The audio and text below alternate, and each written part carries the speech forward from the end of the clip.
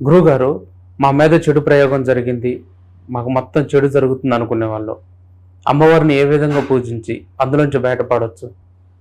ఒకటి ఎప్పుడు కూడా చెడు ప్రయోగము జరిగింది అని అంటే, జరిగింది అన్నప్పుడు తీసేసుకునేటువంటి విధానం ఒకటి ఉంటుంది.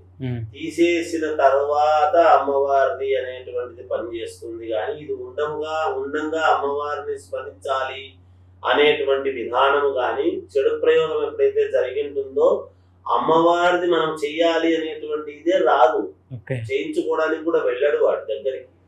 అంత చెడు ప్రభావం ఉంటుంది మనిషి మీద.